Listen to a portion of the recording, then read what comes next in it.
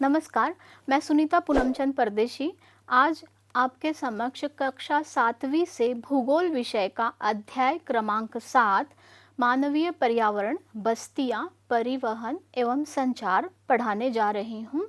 मानव प्रारंभिक अवस्था में भोजन, वस्त्र और आवास के लिए पूर्ण रूप से प्रकृति पर निर्भर था, लेकिन समय के साथ साथ उसने नए कौशल विकसित किए, खाद्य पदार्थों का उत्पादन, घर बनाने, यातायात एवं संचार के बेहतरीन साधनों का विकास किया। इस प्रकार उसने अपने आवास के वातावरण को अपने अनुकूल बनाया। अब हम बस्तियों के बारे में पढ़ेंगे। वे स्थान जहाँ लोग अपने लिए घर बनाते हैं उन्हें बस्तियाँ कहते हैं। प्रारंभिक मनुष्य तो वृक्ष और गुफाओं में रहता था, परंतु जब से उन्होंने फसल उगाना आरंभ किया तो उनके लिए एक जगह स्थायी घर बनाना आवश्यक हो गया। बस्तियों का विकास नदी घाटियों के निकट हुआ, क्योंकि नदी घाटी के आसपास के एरिया में, आसपास के क्षेत्र में पानी की उपलब्धता एवं जमीन उपजाऊ होती है, इसलिए वहाँ पर लोगों ने अपनी बस्तियाँ बनाई। व्यापार, वाणिज्य एवं विनिर्माण के विकास के साथ ही मानव बस्तियाँ बड़ी होती गई। नदी घाटी के निकट बस्ती पनपने लगी एवं सभ्यता का विकास हुआ। सभ्यताओं के नाम याद है? क्या आप जानते हैं? वे स्थान जहाँ भवन अथवा बस्तियाँ विकसित होती है उसे बसाव स्थान कहते हैं। आदर्श बसाव स्थान के चयन के लिए प्राकृतिक दशाएं हैं: अनुकूल जलवायु, जल की उपलब्धता, उपयुक्त भूमि एवं उपजाऊ मिट्टी। बस्तियां स्थायी या अस्थायी हो सकती है। जो बस्तियां कुछ समय के लिए बनाई जाती हैं उन्हें अस्थायी बस्तियां कहते हैं। यद्यपि अधिकांश बस्तियां आज स्थायी बस्तियां हैं। इन बस्तियों में लोग रहने के लिए घर बनाते हैं। आपको चित्र में मानवी बस्ती दिखाई गई है, जो एक नदी के किनारे बसी हुई है और वहाँ पर बहुत सारी खुली जगह हैं और इन्हीं बस्ती के पास पहाड़ियाँ भी बनी हुई हैं। उन पहाड़ियों में जो जंगल है वहाँ से ये संग्रहण का कार्य भी कर सकते हैं। ऋतु प्रवास, लोगों के मौसमी आवागमन को ऋतु प्रवास कहते हैं। जो लोग पशु पालते हैं वे मौसम में परिवर्तन के अनुसार नए चरागाहों की खोज में निकल जाते हैं। अब इस अध्याय में आपको एक छोटा सा संवाद दिया है, जिसकी सहायता से आपको बताने की कोशिश की है कि नगरीय बस्तियां और ग्रामीण बस्तियों में फ़र्क क्या है। मैरी का जन्मदिन था। केक काटने के लिए वह अपने मित्रों के साथ गुरप्रीत की प्रतीक्षा कर रही थी। आखिरकार थकी, खांसती और हांफती हुई गुरप्रीत पहुंची। उसने बताया कि अत्यधिक यातायात जाम था।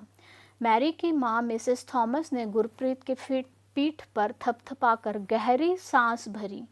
ओह, हमारे शहर में बहुत प्रदूषण है। प्रसाद, जो हाल ही में गांव से आया था, उसने पूछा, शहरों में इतना प्रदूषण और यातायात जाम क्यों होता है? शहरों में बढ़ती आबादी के कारण दिन प्रतिदिन वाहनों की संख्या बढ़ती जा रही है, मैरी के पिता मिस्टर थॉमस ने कहा। मैरी ने पूछा, तब लोग शहर आते क्यों हैं? उसकी माँ ने उत्तर दिया, वे यहाँ नौकरी, बेहतर शिक्षा एवं चिकित्सीय सुविधा की तलाश में आते हैं। मैरी ने पूछा, यदि इतनी संख्या में लोग शहर में आते हैं तो ये सारे लोग रहते कहाँ हैं? मिस्टर थॉमस ने कहा, यही कारण है कि अत्यधिक संख्या में गंदी बस्तियां एवं अवैध कब्जे वाली बस्तियां दिखाई देती है, जहां लोग भीड़ भाड़ एवं अस्वास्थ्यकारी परिस्थितियों में रहते हैं। शहरों में जल और विद्युत की कमी एक सामान्य समस्या है। प्रसाद ने कहा, हमारे गांव में बड़े सिनेमा घर, अच्छी सुविधाओं वाले स्कूल और अच्छे अस्पताल नहीं हैं, लेकिन हमारे यहाँ बहुत सारी खुली भूमि एवं सांस लेने के लिए ताज़ी भरपूर हवा मिलती है। जब मेरे दादाजी बीमार थे तो उनको शहर के अस्पताल में लाना पड़ा था। इस संवाद से आपको बस्तियों के दो विभिन्न चित्रण आपके सामने आते हैं, एक ग्रामीण एवं दूसरी शहरी।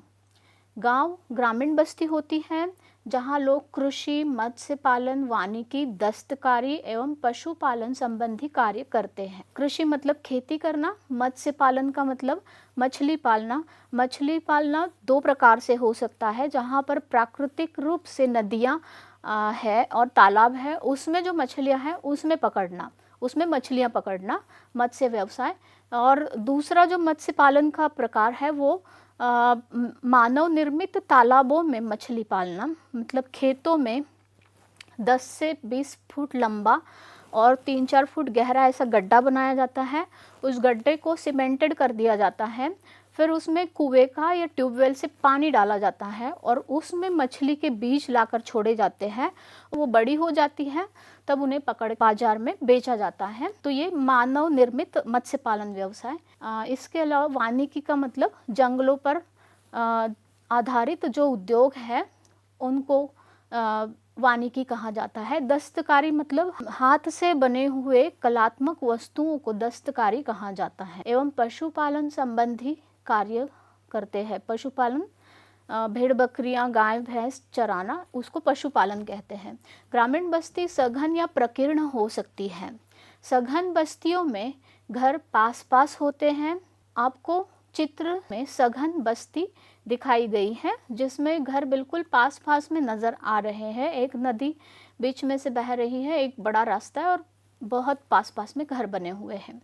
प्रकीर्ण बस्तियों में लोगों के घर दूर दूर होते हैं, वो व्यापक क्षेत्र में फैले हुए होते हैं। इस प्रकार की बस्तियां मुख्यतः पहाड़ी क्षेत्रों में, घने जंगलों में एवं अति विषम जलवायु वाले क्षेत्रों में पाई जाती। अति विषम जलवायु वाले क्षेत्र से मतलब है बहुत ठंडे जलवायु वाले क्षेत्र और बहुत गर्म जलवायु वाले क्षेत्र, यानी रेगिस्तान या पहाड़ी क्षेत्र जहाँ पर बहुत ठंडा मौसम होता है वहाँ पर प्रकीर्ण यानी दूर दूर घर वाली बस्तियां पाई जाती हैं।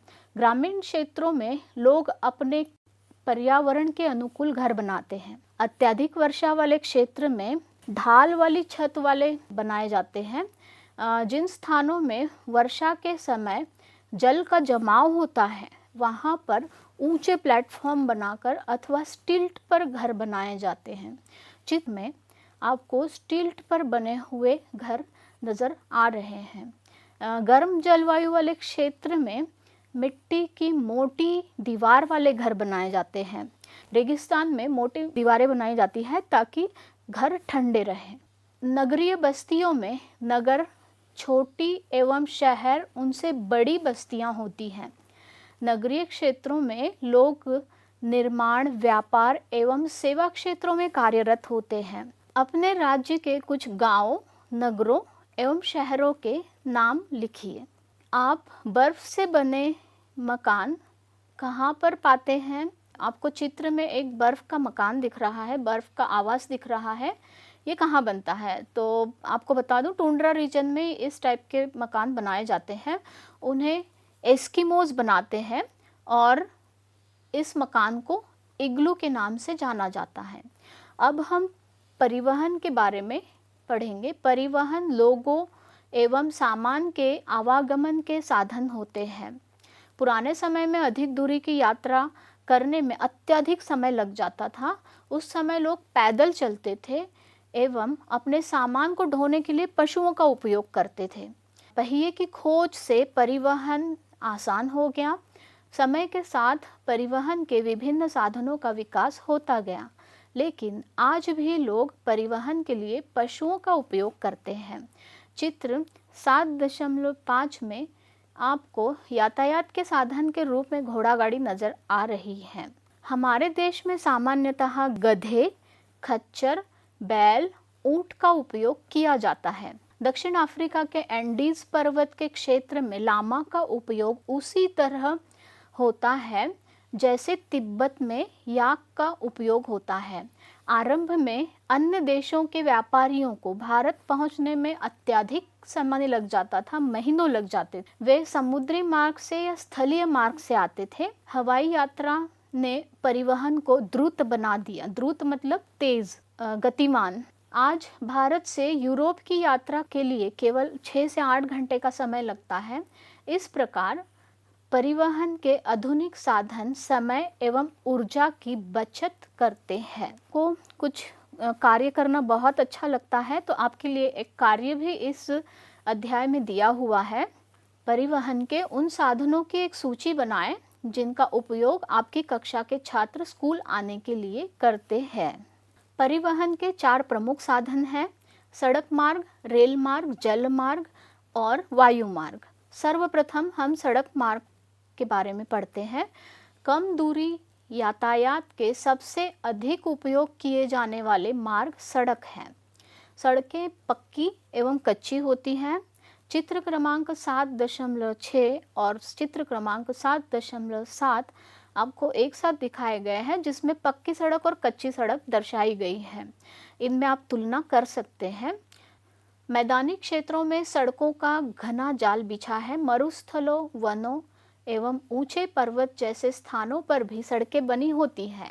हिमालय पर्वत पर मनाली लेह राजमार्ग विश्व के सबसे ऊंचे सड़क मार्गों में से एक है। भूमिगत सड़कों को भूमिगत मार्ग सबवे कहते हैं। फ्लाईओवर उत्थित संरचनाओं पर बनाए जाते हैं। ट्रांस साइबेरियन रेलवे मार्ग विश्व का सबसे लंबा रेल मार्ग है, जो पश्चिमी रूस के सेंट पीटर्सबर्ग से प्रशांत महासागरीय तट पर स्थित व्लादिवोस्टोक तक जाता है। इस मार्ग से बहुत बड़ा कृषि और औद्योगिक प्रदेश जुड़ा हुआ है। इस प्रदेश में कृषि और औद्योगिक प्रगति का कारण भी ट्रांस साइबेरियन रेलवे मार्ग ही है। सुपरफास्ट रेलगाड़ियों से परिवहन की गति और तीव्र हो गई। मैदानी भागों में रेल मार्ग का व्यापक जाल फैला है। उन्नत प्रौद्योगिकी कौशल से दुर्गम पहाड़ी क्षेत्रों में भी रेल मार्ग बनाना संभव हो गया है, लेकिन इनकी संख्या काफ़ी कम है। भारतीय रेल मार्गों का जाल भलीभांति विकसित है। यह एशिया में सबसे बड़ा है। क्या आप जानते हैं, जाइनिंग से ल्हासा के बीच चलने वाली रेलगाड़ी समुद्र तल से 4000 मीटर की ऊंचाई पर चलती है, जिसका सबसे ऊंचा बिंदु समुद्र तल से 5072 मीटर पर है। ल्हासा तिब्बत की राजधानी है और तिब्बत का स्थान भारत और चीन के बीच में जो पठारी प्रदेश है, वहाँ पर तिब्बत बसा हुआ है। जल मार्ग, आप पहले पढ़ चुके हैं कि प्रारंभिक समय में परिवहन के लिए जलमार्ग का उपयोग किया जाता था। अधिक दूरी में भारी एवं बड़े आकार वाले सामान को ढोने के लिए जलमार्ग सबसे सस्ता साधन होता है। ये मुख्यतः 2 प्रकार के होते हैं: अंतर्देशीय जल मार्ग एवं समुद्री मार्ग। नाव्य नदियों एवं झीलों का उपयोग अंतर्देशीय जल मार्ग के लिए होता है। नाव्य नदियाँ मतलब जो नदियाँ इतनी गहरी हो कि उसमें नाव चल सके, क्योंकि नाव का जितना भाग नदी के पानी के ऊपर हमें दिखता है, उससे 3 गुना भाग पानी के अंदर होता है। तो जो नदियाँ बहुत गहरी है, जो झीलें या तालाब बहुत गहरे हैं, वहीं पर नाव चल सकती है। तो जहाँ नाव चल सकती है उन्हें नाव्य नदियाँ और झीलें कहा जाता है। महत्वपूर्ण अंतर्देशीय जल मार्ग है गंगा ब्रह्मपुत्र जल मार्ग, उत्तरी अमेरिका में ग्रेट लेक एवं अफ्रीका में नील नदी। आपको चित्र 7.8 में अंतर्देशीय जल मार्ग का चित्र दिखाया गया है, जिसमें एक बड़ी नदी के किनारे एक नाव में लोग और सामान रखा हुआ है, जो अंतर्देशीय जल मार्ग कहलाता है। समुद्री एवं महासागरीय मार्गों का उपयोग सामान्यतः व्यापारिक माल एवं सामान को एक देश से दूसरे देश में पहुंचाने के लिए करते हैं। ये मार्ग पत्तनों से जुड़े हुए होते हैं।